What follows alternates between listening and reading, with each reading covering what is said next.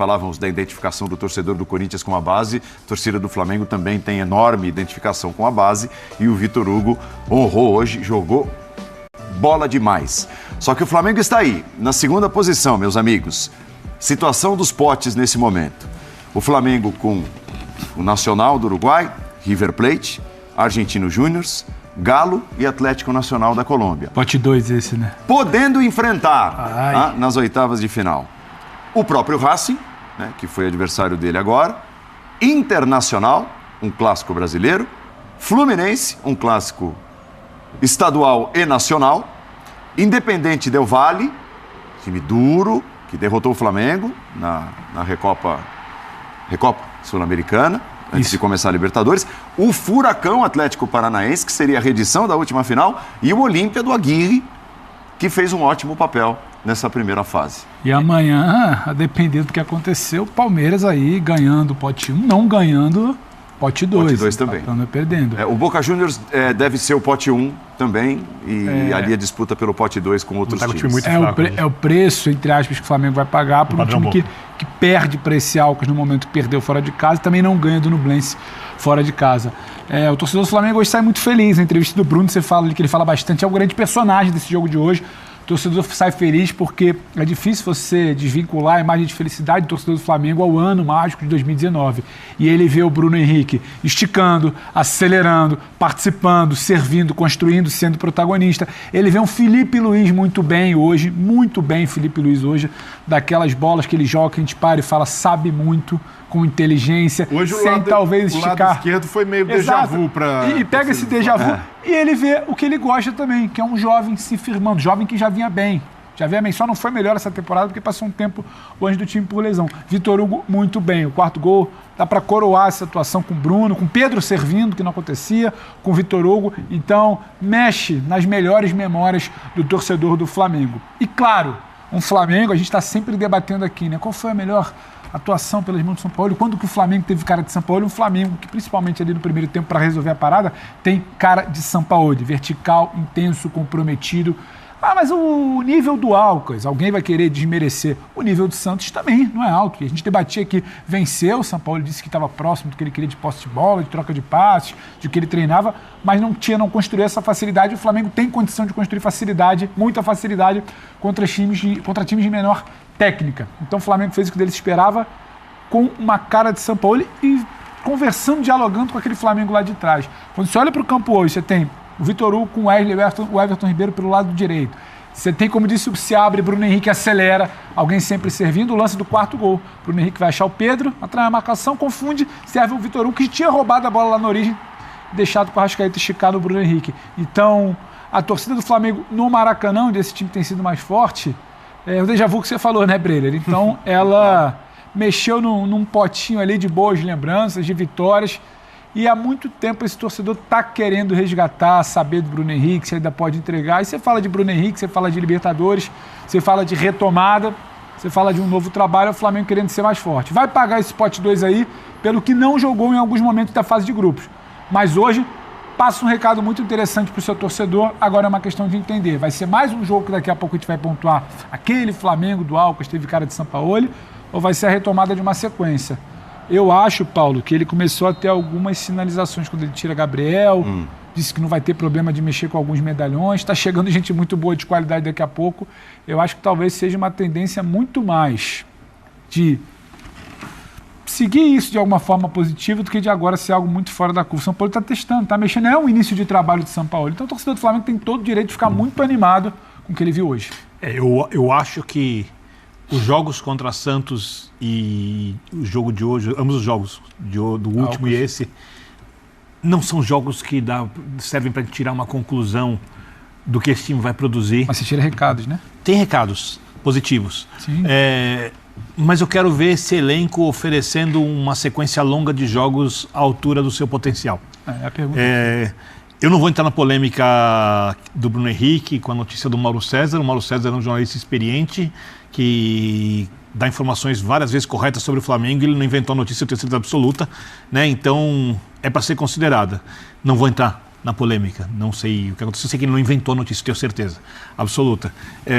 Sobre o Bruno Henrique, Quando eu falo sobre ter uma relação saudável com o futebol, eu acho que faz parte de gostar de personagens, de ver alguns jogadores que atuam. Para mim, o Bruno Henrique é o melhor jogador da melhor versão, foi o melhor jogador da melhor versão do Flamengo desde a geração do Flamengo do Zico, que é o Flamengo de 2019, o Flamengo do Jorge Jesus.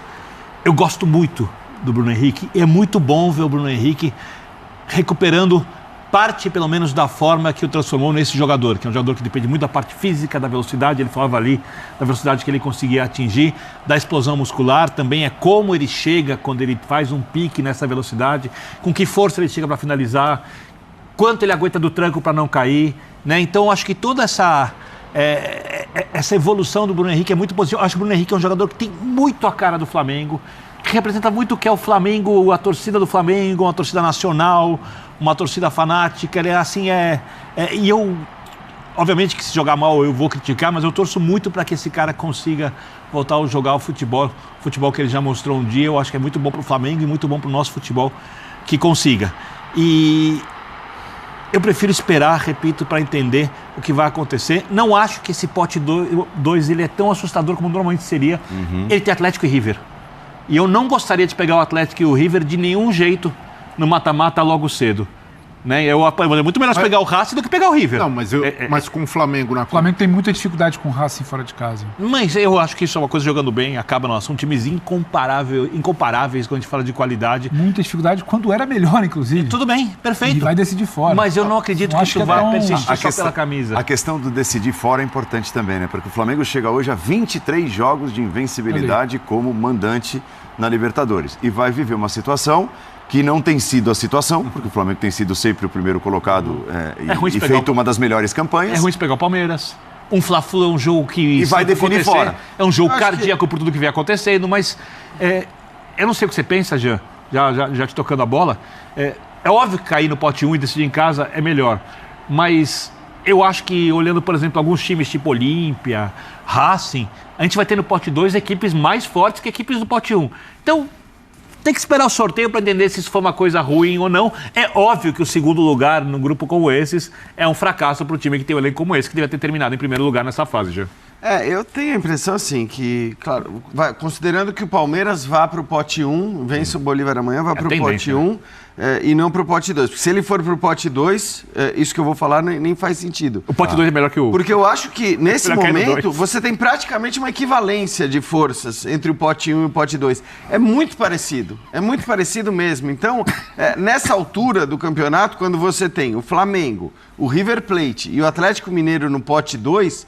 No fim das contas, você ser primeiro colocado, olhando única e exclusivamente para o enfrentamento das oitavas, olha, dá quase na mesma, porque, eu repito o que eu disse ontem. Ontem a gente, quando começou a Libertadores, a gente tinha como os 4 principais favoritos da competição, não me lembro a ordem, Flamengo, Palmeiras, River Plate e Atlético Mineiro.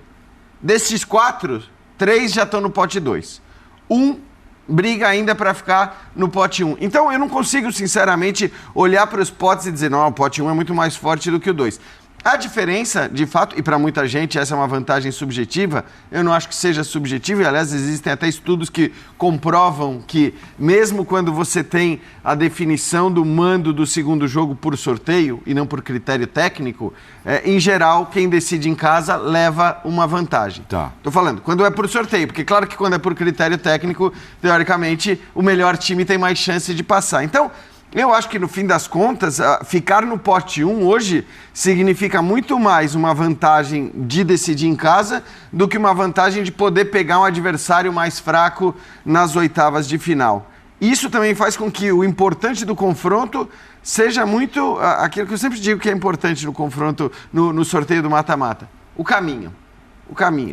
Saber se você vai precisar pegar 1, 2, 3, quantas potências do futebol você vai ter. Quantos brasileiros? Só para lembrar. Agora, se não me engano, os nomes que você falou, todos os times do pote 2 já foram campeões da Libertadores. Todos. Boa questão. Isso assim, não deve... Tô checando aqui. Não deve acontecer amanhã, porque é provável, muito provável que o Boca Juniors esteja no pote 1 e é provável também que o Palmeiras esteja. Mas é isso, todos do pote 2 já foram campeões da Libertadores. Sobre o Bolívar. Se o Palmeiras ganhar amanhã, eu vejo o Flamengo como adversário mais indesejável do pote 2, porque mesmo ainda estando numa fase de consolidação, é o atual campeão, é o time que chegou em 3 finais das últimas 4 edições e vai ganhando aos poucos corpo sob o comando do Sampaoli. São 6 vitórias nos últimos 7 jogos. Então, parece que aquele jogo contra o Bragantino vai sendo um ponto fora da curva. Muito pelo resultado, porque desempenho, o Flamengo ainda oscila. Não é um Flamengo totalmente estável. Mas, em termos de resultado, de ter conseguido uma sequência de 10 jogos de invencibilidade, o Sampaoli, aos poucos, vai colocando o time no caminho certo. E chegar com esse time no caminho certo, no mata-mata de Libertadores, é algo que impõe um respeito grande em todos os adversários. Então, o Palmeiras é hoje o adversário. Se o Palmeiras cai no pote 2, a gente tem uma divisão de forças ali mais equilibrada. Agora, comparando o Flamengo com o River e com o Atlético, pelo futebol que essas equipes jogaram até aqui, eu vejo que o Flamengo hoje impõe mais respeito se tratando de mata-mata de Libertadores. Assim, eu equipe do Alcas, mas isso não permite o Flamengo ser líder da chave, muito em função da errática campanha rubro-negra nessa Copa Libertadores, né?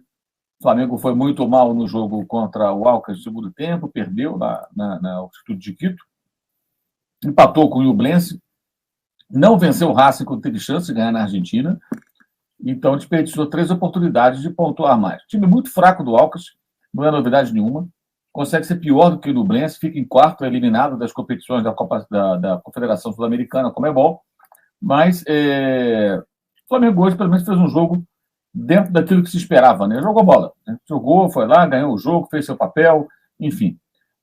A torcida ficou feliz, mas a gente tem que ser crítico.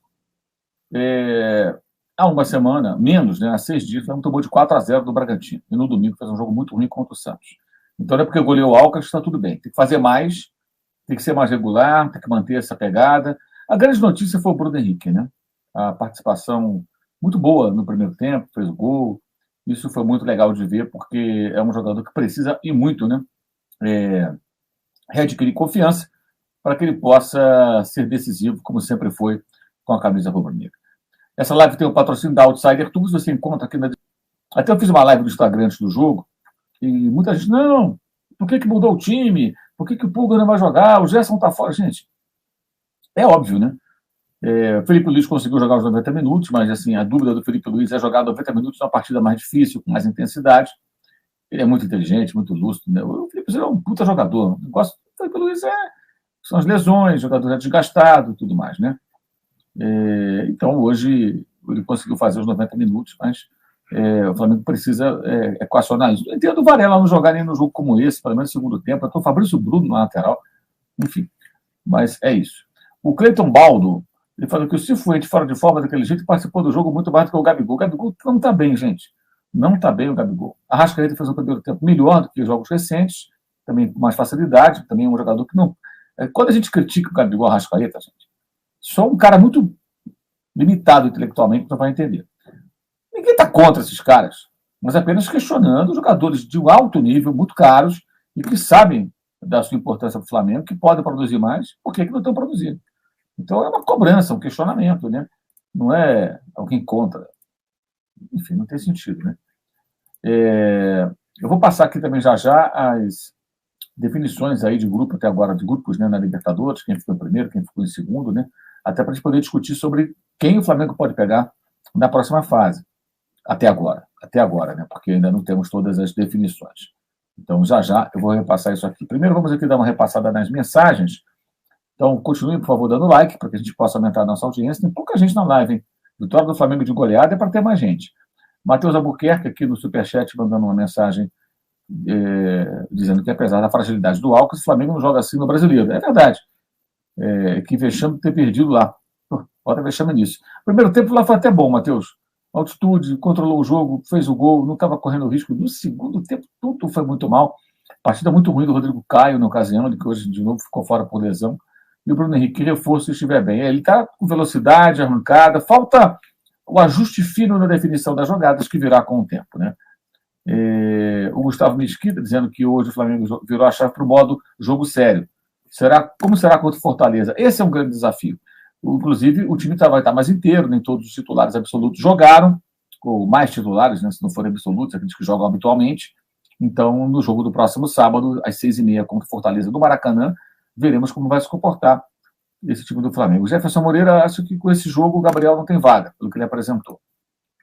Vamos ver. Luiz Araújo, que não é o atacante, independentemente do fraco Alca, se jogar com essa vontade, dificilmente perde, certamente não passa vergonha. Não pode escolher jogo, fico alerta, é exatamente isso.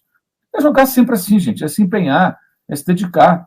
A gente não pode ter memória fraca, cara. O Flamengo não pode perder de 4-0 para o Bragantino jogando o que jogou. Nenhuma finalização, 36 arremates contra a meta do Flamengo. Isso foi há 6 dias. Foi há 6 dias. Sabe? Tem que fazer mais. Cara, que negócio é esse? A Débora Marques está saindo agora do Maracanã feliz com o que ela viu, né? E vai ouvindo aqui, acompanhando a live enquanto volta para casa. Que bom, Débora. É legal saber que você está acompanhando enquanto retorna para sua casa depois dessa boa vitória do Flamengo. O Madison Borges está aqui com a gente também, ele é do Clube de Membros, jogos assim pulveriza as convicções arcaicas de alguns jornalistas e torcedores. Jogo profissional, grupo desunido, técnico antipático, tudo de repente evapora. Difícil a vida dos mimizentos. Pois é, o grupo não é desunido. O problema do grupo é quando ele está unido demais na preguiça, sabe? E outra coisa, eu não acredito que alguém chegue, vamos jogar bem, vamos jogar mal. É uma acomodação de um, de outro, que leva a outro e vai. A insatisfação, a informação que eu trouxe, de fato, informação que eu obtive de lá de dentro. Acho que os jogadores, não é que eles se recusaram a treinar, ninguém se recusa a treinar. Não é isso. Jamais disse isso. Os jogadores estavam inconformados não é a palavra, estavam incomodados com a quantidade de treinamentos que o São Paulo queria dar. É isso. Então, isso não está certo. O cara está tentando ajustar o time, gente. Sabe, o Flamengo perdeu muito tempo trocando de técnico, fracassando nas competições, né? O Flamengo não pode jogar essa bola que vem jogando. Tem que ser um time mais consistente, mais regular e tudo mais. O Márcio Melquide falando que eles escolhem jogos, como já víamos dizendo.